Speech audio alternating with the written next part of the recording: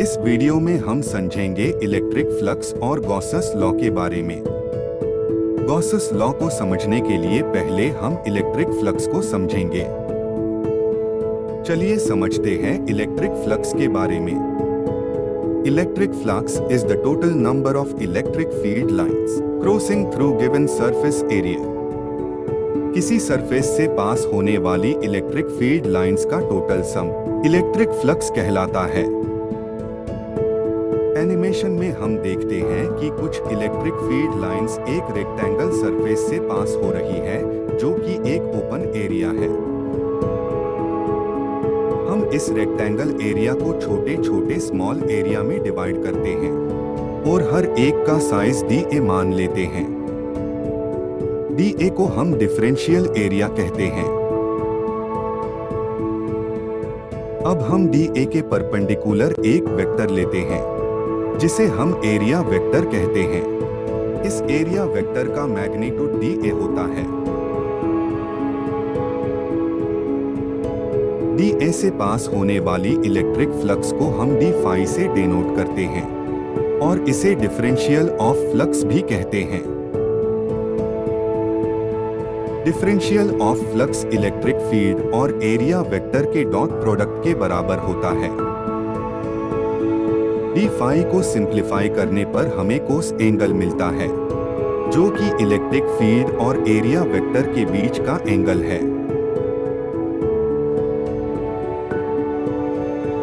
Total flux d∅ के integral के बराबर होता है, या इलेक्ट्रिक फील्ड और एरिया वेक्टर के इंटीग्रल के बराबर होता है।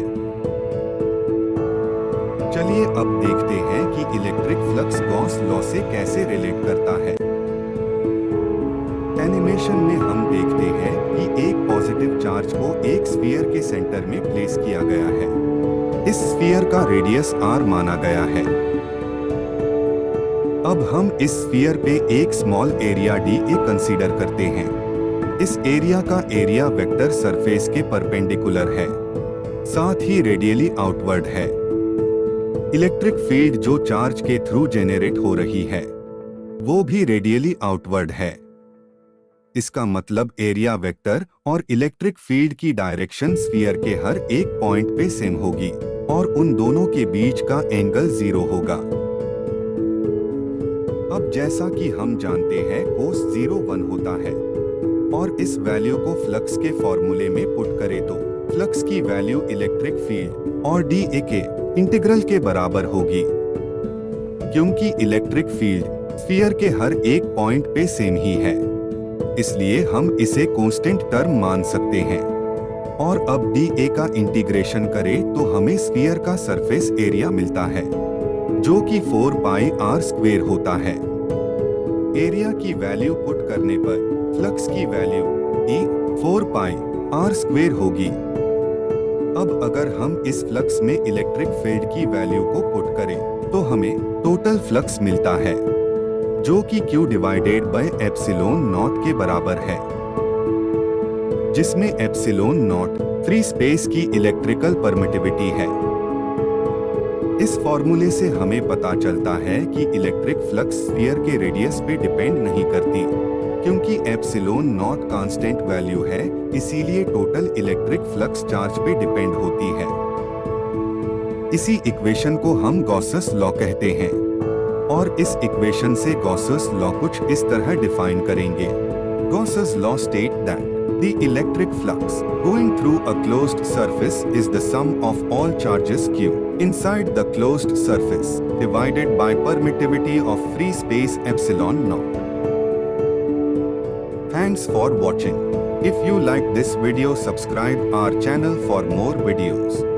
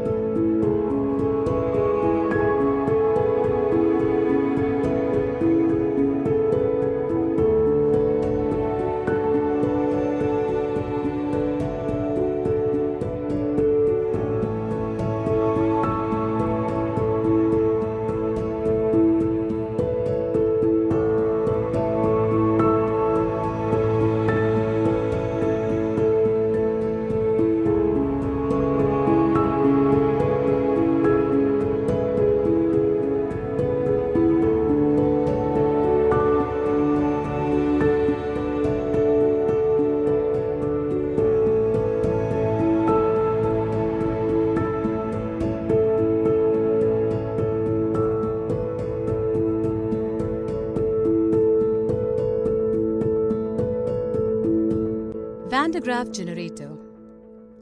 Van de Graaff generator is an electrostatic generator which is capable of producing enormously large static electric potential as high as 20 million volts. It is designed by American physicist Robert J. Van de Graaff. It is based on the principle that if a charged conductor is brought internally in contact with the hollow conductor, all the charges from the inner conductor is transferred to the surface of outer conductor, no matter what amount of charge is already present on outer shell. A simple Van de Graaff generator consists of a belt made of rubber running over a pair of rollers, one of which is surrounded by a hollow metallic sphere mounted on an insulated stand. Electrons emitter in the form of comb made up of sharp metal points is positioned near the lower roller in such a way that the comb is pointed towards the rubber belt. The comb is maintained at high positive voltage by external supply. Another comb, called receiver comb, is positional near the upper roller and is connected to a hollow metal sphere. A motor is connected to a bottom roller in order to move the belt. When the motor is turned on, the belt moves over the pulley. Spray comb positioned near the lower roller, which is connected to high positive potential, sprays positive charges on the outer side of the belt. Charges on the belt are carried upwards and are collected by the receiver comb on the top of the generator. Since the upper comb is connected to hollow conductor, the charge gets transferred to a hollow sphere. Since the belt continuously carries positive charge to the receiver comb, the spherical shell collects enormous amount of charges and develops huge potential. It becomes difficult for the surface to hold more and more charges due to the force of repulsion between the light charges on the dome. When the potential of the spherical shell exceeds the breakdown value of air around the sphere gets ionized and leakage of charge takes place from the sphere. Van de Graaff generator produces a beam of high energy particles in the range greater than megavolt.